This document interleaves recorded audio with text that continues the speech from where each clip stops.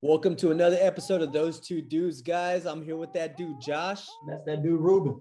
Guys, we got a special episode today. We got a lot to talk about. Special guest, special host, podcast extraordinaire. We got Mr. Ray Patt, host of the Ray Patt Show. You got to check it out. Ray Patt, how you doing, man? Man, it's an honor and a privilege to be here with y'all, man. Thank y'all for having me, man. I like that build-up you gave me. I was like, wait a minute, who's he talking about? Wait a second. No, that's dope. But like you said, man, I'm the host of the Ray Patt Show. Y'all check us, man. We normally try to drop like every other Thursday or like every other Saturday, man. Just trying to, bring to people what they love and need. You know what I mean? Want to talk about some NFL news, breaking news that just came out. Mr. Alex Smith, Mr. #1 draft pick from 2005. So I seen the news drop, actually via the Ray Patt Show, dropping it on, I believe, Instagram today. So shout out to Ray Patt there, because that's where I actually found out. But yeah, Alex Smith, I'm a huge fan. He was my favorite player for at least the last decade or so. So the injury, I know some people might want to talk about the injury, the comeback player of the year or whatnot. I'm going to kind of leave that alone, except that I'm going to say that's a highlight or is symbolic for his entire career. The way his resiliency, fighting back from the injury is just symbolic of his entire career. So as Ruben mentioned, he was the #1 pick in 2005, but as some people may have forgotten, he threw 1 touchdown and 11 interceptions his rookie year. 2005 to 2010, he actually threw more interceptions, 53 to 51 touchdown passes those first 5 or 6 years. So a lot of people had written him off. It wasn't until they actually got Jim Harbaugh there that he kind of bounced back. He didn't have consistency. I believe his first 6 or 7 years, he had a new offensive coordinator every year during that time. So he didn't have the consistency as far as coaching goes. But when he did get Harbaugh, they turned things around. They had some good playoff runs. He went to the NFC Championship. So from 11 to 20, he actually passed for 65% passing completions, 26,000 yards, 148 touchdowns to 56 picks. So if you remember, only 51 touchdowns to 53 picks compared to the last 10 years, 148 touchdowns to 56 picks. So that's quite a turnaround. He had a 93 quarterback rating and a 68% win percentage. Yeah, sad to see him go, but he had a very good career. I wouldn't say he's a Hall of Famer, but a very good player. One of the best #1 overall picks to ever play. One of the best #1s overall, though? Well, who you got? I mean, there's only a handful of guys that have had great success as a #1 overall pick. So I can name 2 right off the bat within the last 20 years. Yeah, I mean, 2 in 20 years. I mean, come on. But how many quarterbacks are drafted #1 overall? I mean, I guess now it's going to happen every single year, but prior up to then, that didn't happen but once every 5 years. I don't know if I buy so much into the comeback player of the year. I dig it. He did have a nice year, but that's more of like a feel-good type of story. So I'm not sure how much 5-1 as a starter, 5 or 6-1 as a starter. I mean, he got lucky and played his division most of the games. So man, I didn't realize we had an Alex Smith hater on the podcast today. God, man. He had brains and everything. I'm not taking that away from him, but I don't know, like, was Alex Smith ever like a top 10 QB? I would say yes. I would say that when Patrick Mahomes was a rookie, when they drafted him in Kansas City and he was there, Alex Smith was playing lights out. That was he was definitely a top 10 quarterback that year. 1 out of 16 years. Okay, I can give you that though, but that's it. So hold on. No, let me come to Josh's defense here, because I'm kind of in the middle ground between y'all. I don't want to say he's necessarily overrated because he's not. We're not saying that he's one of the best ever. How I feel about Alex Smith was he always made me mad. He was never a quarterback that would be feared, but he would never he would never lose you a game. He wouldn't win you a football game, but he also would never lose you a game, right? He's not, being a Cowboys fan, we had Tony Romo. Tony Romo was fantastic, but Tony Romo lost us so many games as good as he was. Alex Smith was not that. And that's what made Alex Smith so frustrating, was because he would play such mediocre ball, but he would never lose. Wouldn't take chances. Yeah, he didn't take chances. He didn't. But because he didn't take too many chances, he also didn't throw picks his second half or his 2/3 of his career. So I mean, that's why his teams consistently made the playoffs, whether it was the 49ers, Kansas City, or even the Redskins. You said that he wasn't comeback player of the year worthy last year. I said that's a feel-good story, but I mean, like, I don't give much weight to those things. Like, I understand what it goes through, but I'm sure there's countless of other guys you can go pick who've had better years than the previous year. Here's a guy who wasn't supposed to do it, but he did it. His coach didn't even want him. He persevered through it. This is a feel-good story, so let's go ahead and give him this award because we all know this is probably his last year anyway. So I dig it, but I just don't like put a whole lot of stock into it. So leg was almost off, bro. So what I'm getting at is we basically have different opinions of what comeback player of the award means. So you're kind of like, this person was injured last year, but who bounced back and had the best stats. I'm looking at it, and I think Josh may agree with me. I'm looking at it as who had the harder time coming back to get back on the field and just show up. Alex Smith, honestly, he didn't even have to play this year for that award to be given to him. Like, struggles are relative, but just because we may think the struggle isn't the same doesn't mean that that's necessarily the case. So struggles are relative, in my opinion. It is relative, but when somebody has 18 surgeries on one leg, they say, hey, you have a chance that you might not survive this injury. Then you have a chance that we might have to amputate your leg. No, I dig it. Then you have a chance that you may never walk again. You know, struggle's relative. You know, I'm not downplaying anybody tearing their ACL or anything like that.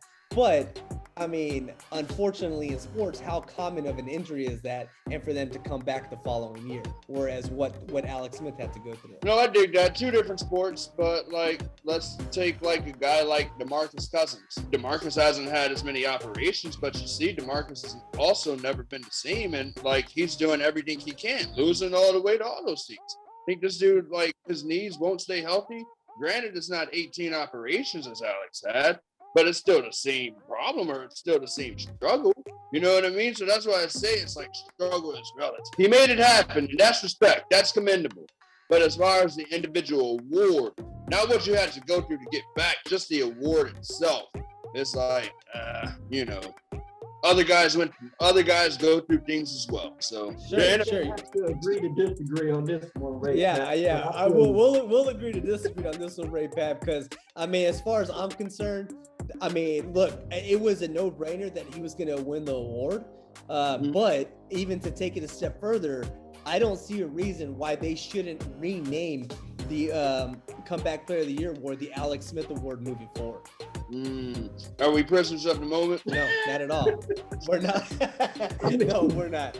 We're not. I'd have to go back and look at all the players that have won that award and whatnot. But I mean, yeah, for him almost dying, his leg almost coming off, going 5-1 as a starter this year. I think throwing over 60% as far as completion percentage goes, leading his team to the playoffs, despite it being the NFC East. Yeah, I mean, that's a fair thought. I'd have to go back and look at the other players that have won the award, but yeah, I don't think that's out of the question. That's for sure. He's leaving Washington. I know a lot of people out there want to leave Washington. So let's talk about the best and worst sports professional cities in America. So let's talk about some of the best cities right now. I think off top, I don't know if anybody could really debate this one. I have my number one is Boston. Okay. You got the Bruins, Red Sox, Celtics. They have a combined 38 championships, and the Patriots, of course. I don't know if everybody else can have them so high, but I got San Francisco. You got Golden State Warriors, the 49ers, the San Francisco Giants, also 30 combined championships. A couple other cities I got is Chicago, LA, New York, and then I got one sleeper. I went with Dallas. You got the Cowboys, Mavericks, Rangers, Stars. Cowboys, Mavericks, and Stars have all won championships before. Rangers haven't, but they've been to 2 World Series. Dallas? And all of them. Yeah, Dallas. If anything, they're going to only be put up in relevance because of the Cowboys, but that doesn't, like, the Cowboys aren't good. Like, they're an average football team. Yeah, I'm looking at the history. I mean, yeah, if you look at now, then yeah, but I'm looking at hit the total history of the franchises and whatnot. Yeah, that's fair. That's fair. And then I'll go ahead and mention my worst, and then I'll let you guys get into it. I mean, everybody thinks Cleveland's a terrible sports city, but I put San Diego up there. They recently lost the Chargers, who moved to LA. They had the Clippers there for 6 years or so. They left in '84. The Padres have never won a championship. If we're going as a whole, then Los Angeles is obviously 1, or New York, right? Whichever one you want to take. That's 1 and 2, right? Mm-hmm. I'm talking Knicks and Brooklyn at that end there as well. So we got both New Yorks. We got Los Angeles, obviously, the Clippers and the Lakers. Those are both live. I've lived in Houston when all the teams were good. So Houston is a dope place to be when everything is popping off and the teams are handling their business. Kansas City, pretty dope place to be. The fans are really loyal there. It's not a lot to do there, so they get behind the Chiefs and they get behind the Royals when the Royals are good, but they really get behind the Chiefs. And that might be biased considering 90% of my family lives there, but Kansas City is a dope place to be. We're talking about money not being an object, right? So if money's not the object, then it's like, okay. But then at the same token, it's like, what are the worst cities? Milwaukee, Detroit, San Antonio, right? Oh, San Antonio. Yeah, San Antonio. Come on, man. Man. We got the Spurs at least 5-time NBA champ. No, money's not the object. Are you telling me besides state taxes that you want to sign up to play for San Antonio? No. No, I'm not buying it even if you do say it. I'm not buying it. It's a great place to raise a family. Okay. We're talking Josh, about spending hundreds of millions of dollars.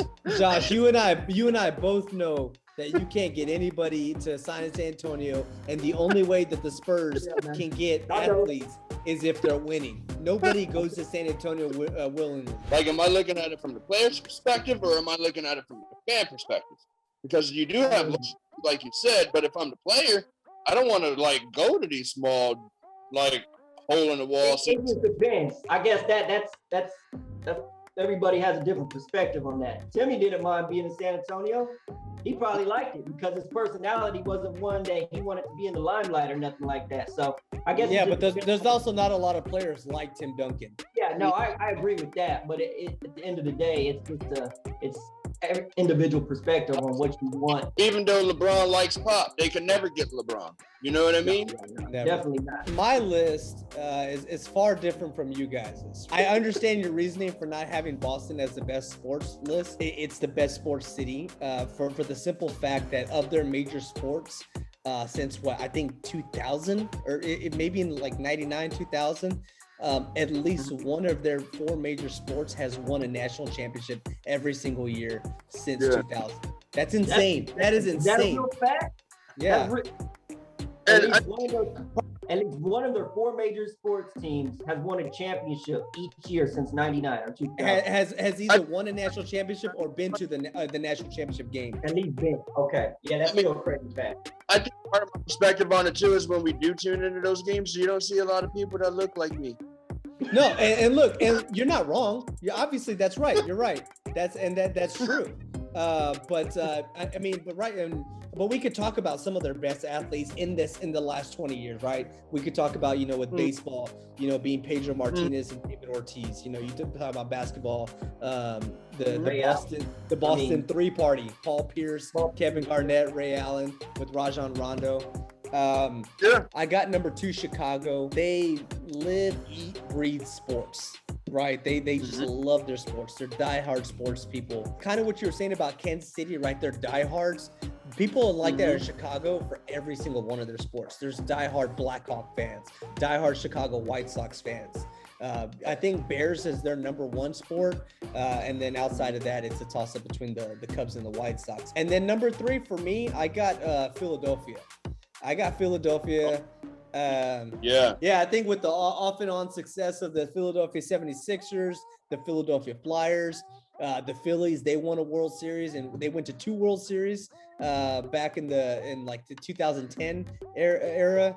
And then with the Philadelphia Eagles winning the Super Bowl a few years ago and being in the most random division in football ever in the NFC East, they're essentially in contention every single year because of how bad that division is. There is a dark horse, a little sleeper for best sports city. For the same reason that Boston was successful because of Tom Brady, Tampa Bay is a sleeper on this list because of what the Buccaneers are doing now. The Tampa Bay Rays just went to the World Series. They lost in the World Series. That is a very good baseball team. And the Lightning, they went to the Stanley Cup. They won the Stanley Cup. So look, guys, that's a great sports city right now. And really, there is no particular order here for worst cities. I got Oakland on the list. Oakland essentially lost the Warriors. They lost the Warriors to San Francisco, and they lost the Raiders. The Raiders went to Vegas, and they have the A's. The A's are playing in a baseball stadium that was made, I think, in the 50s. And I mean, I from what I've heard, it's the worst baseball stadium by far in the major leagues. And the city refuses to build them a new stadium. So we could potentially be seeing the Oakland A's moving shop here within the next 5 years as well. Look, let's talk Texas. I have a Texas city on my list of worst sports cities. Please don't say San Antonio. I'm not gonna say San Antonio. I'm gonna say Houston. Now, I know the Astros just won the World Series a few years ago. Obviously, it wasn't without controversy. Houston's going through a rough patch, man. They're going through a rough patch right now. With everything, the Houston Rockets have one of the worst teams in the NBA. Everybody hates the Houston Astros, outside of Houston, of course. And then probably the worst. They got the NFL team, man, the Houston Texans. Deshaun Watson's also not the only problem with that organization right now, too. So, yeah, Texans fans are just dropped over many different things. J.J. Watt left. They just let DeAndre Hopkins just walk. They got a lot of Bill O'Brien just tore that organization to the ground. He did. Yeah, it was definitely Bill O'Brien played a big part of that. I think, but obviously the co-signer on all those moves was the owner, Bob McNair. So I think he's equally as one to blame. Another city that I have on the list is Atlanta. Atlanta sports, the Braves, as good as they are, they've been choking in the postseason. The Atlanta Falcons, the last time they were in the postseason, they went to the Super Bowl and they saw a pretty awesome 28-3 lead against the Patriots, evaporate into thin air. Yeah, the Atlanta Hawks, they haven't been good. Granted, they're decent this year. They're gonna make the playoffs. I doubt that they make a serious run. But the Hawks is also up there. Best and worst sports city. Dude, I gotta go with New York. Y'all been praising New York. Did y'all just put New York on y'all's best because it's a big city, or did y'all actually look into the teams? Because let's talk. No. Let's leave the Brooklyn Nets out of this because that was only of this year. Let's leave them out of this. The Jets, right? I mean, at what point do we move the Jets to the Canadian Football League, right? Like we just need to move them to the Canadian Football League a few years to figure it out, come back. Sure. And the Giants too, right? The beautiful thing about New York, you got two teams. Yeah, Giants ain't great right now, but they've won a Super Bowl or two recently. So they haven't? Oh, the Giants have, yeah.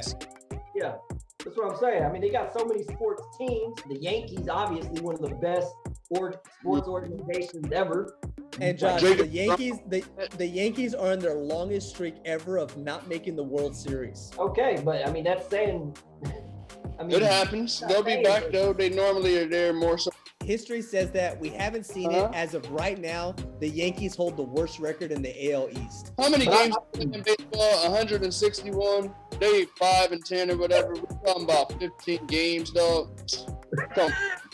Let's talk about the Knicks. What's up with the Knicks? Hey, they about to this year, and they about to start rolling. They got a terrible owner, but they about to start rolling. You remember where Milwaukee was like 3 years ago? Like when it was like, in 3 years they'll be cold. That's where New York is at now. The Bucks have Giannis. I mean, I asked if Barrett's going to be star. You said no. No, I can see they're improving, but who's going to be that dude that's going to have them there competing year in and year out? Like who's the dude? I know they got the big Randall. They got Barry.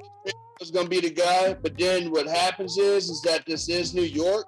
So with Julius Randle rolling, other players are going to want to come play. You know what I mean? So we're about to be right back. Before we end this, I do want to circle back to the beginning of all this when Josh was hating on San Diego and put it on his worst sports list. Even though you're right about San Diego, and they just have the Padres, the San Diego is far, far, far too beautiful of a city for you to say that they are the worst sports city in America. And that's just how I know we're talking about sports. Diego, but I know I've heard it's beautiful. My brother, I know we're talking sports, man. I know we're talking sports, but speaking about the Padres, man, I've been to that stadium. I've seen a couple Padres games. That stadium, they got loyal fans, like Kansas City, like Ray Patt was saying. Tell them ours. They got diehards. That stadium is the most beautiful baseball stadium in America. It's downtown. Wow. Dude, that is a beautiful stadium, man. And it's in a beautiful city. Don't downplay San Diego like that, man. Are you crazy? You sound like me trying to defend San Antonio right now. But except I'm defending San Diego. You're defending San Antonio. Do we have to take a poll to see what side somebody is on? No. San Diego might be prettier, but the Spurs have won. What if San Diego sports team done other than lose and move? So okay, hold on. San Diego gives you a much better quality of life. Ray Patt, let me ask you, Ray Patt, would you rather sign with the San Antonio Spurs, or would you rather sign with the San Diego Padres? Yeah, let me tell you what first. You don't even like baseball. Sign with the Padres because that's the only sports team they have now. You don't have enough. Well, what other team does San Antonio have? They have a minor league soccer team. That's it. Go ahead and watch them and sit next to the HEB buddy. That's all you're going to be doing at a San Antonio minor league game. Where are you most likely going to have a better quality of life, San Diego or San Antonio? Sure. Do you want to play baseball or basketball? Baseball get more money than baseball. Baseball get more money than basketball. Yep. No salary cap.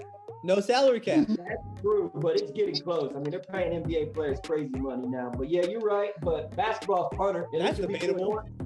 You'll be playing for an organization. No, baseball is that foreign sport. You're mostly stationary, and you're getting these $400 to $500 million contracts. No, what are we talking about? Basketball, I gotta go out here and actually break the sweat and actually work for it. No, man, if I can get $400 million to chill, shit, give me $400 to chill. Also, I think you're forgetting, and since I know, Josh, you don't watch baseball, the San Diego Padres on the rise. They had a sweet team last year, and they have a really good team this year, and they're projected to one of the favorites to come out of the NL to represent them in the World Series. Okay, well, when it happens, maybe we could have another talk. But as of now, they've never won a World Series, and their other teams have just moved cities. So, Josh, you and I are huge Spurs fans. The Spurs aren't touching the NBA Finals for the next 15 years, and you know it. You might be right about that, but hey, 5 championships in the last 2 decades or so. We're good. We're good for a little while. We're not good. It's time to find a new city, San Diego. Welcome home, baby. Let's go. So recently, this past Saturday, I believe, we saw Jake Paul versus Ben Askren. On my page, I put sit your ass down this week for Ben Askren, man, just because he should be embarrassed and ashamed of himself.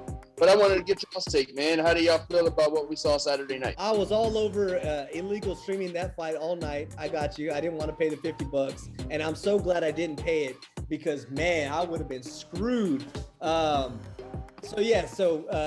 Askren, he should be embarrassed, but look, this fight was fixed from the beginning. It was fixed from the beginning. It was scripted. It was terrible. I'm not saying Jake Paul can't potentially be a good fighter. We haven't seen it. Fighting Nate Robinson, fighting that other YouTube guy, fighting a fat Ben Askren for 30 seconds doesn't show you anything. This fight was scripted. And then when Ben Askren loses, he gets knocked out. He gets out the ring. You saw the camera view with him and his girl backstage laughing and smiling, walking away because he just made an easy $500K. He didn't care. It didn't matter. Yeah, at what stage does he need to fight like somebody real? Because I know after a point, then if you keep training for boxing, then your hands become lethal weapons. So at what point does he need to fight somebody like that's actually taking it legit? And will Conor McGregor be suffice? No, Conor McGregor will not. He needs to fight a boxer, not a UFC fighter. He needs to fight a boxer, not a UFC fighter. I know there are some people in boxing. I mean, look, really anybody else on that card that fought before him, he could fight, because that would be a better fight than what he did with Askren. I know he's also calling out Tommy Fury, who Tommy Fury is the younger brother of Tyson Fury. So I think, look, man, I mean, any one of those fights is a fight that I would pay to see, because they would not take the fall just for some fame. They would fight it because that is their career. That's their livelihood. I don't know if he wants that work with Fury. No. Fury is a bad man. I don't care who it is. He doesn't, right? Any kin to Tyson Fury, I don't want no beef with, man. That's a serious fight. That's everything today, Mr. Ray Patt. Appreciate you joining the show, my brother. Everybody, go check him out. The Ray Patt Show. Ray Patt, what's your Instagram handle, man? What's your YouTube handle? All right, man. Y'all can find me at Hypocritically Acclaimed on YouTube, man. We got to get some fresh videos up there for y'all coming soon. On Instagram, it's Hypocritically Acclaimed as well. Or if you want, like, you can go to the website. It's also hypocriticallyacclaimed.com. So those places. Also, be sure to check out the Ray Patt Show on Facebook, Instagram, wherever you find your podcast, man. Spotify, Apple, wherever you at, man. Check us out. Like and subscribe. Give a thumbs up. Everything on Ray Patt, he's killing it out there. We're all learning from the man. But yeah, same for us, man. Like and subscribe. Let us know what you guys want to hear. Let us know what regions you want us to cover again. I know we're still going all over the U.S. here. And you know, if I'm being honest, my tongue is still burning from those wings that Josh and I did. How about you, Josh? How you recovering from that, man? Hey, I'm feeling good now, but my chest was on fire for I don't know how long. It felt like there was a ticking bomb in there or something. I mean, it was crazy, but yeah. Appreciate everyone hopping out. Again, check us out, like and subscribe, thumbs up. Let us know what y'all want to hear. Check out Ray Patt at that Ray Patt show. We're gonna go ahead and link his info as well. Check us out, guys. Thanks for joining us. It's been that dude, Josh. That's that dude, Ruben. Like and subscribe. Pound the button. Push Thanks it. for having me. Y'all be well. It's been an excellent show. It's been an honor and a privilege to be here. Appreciate it, Ray Until Patt. next time. Thanks, Ray Patt.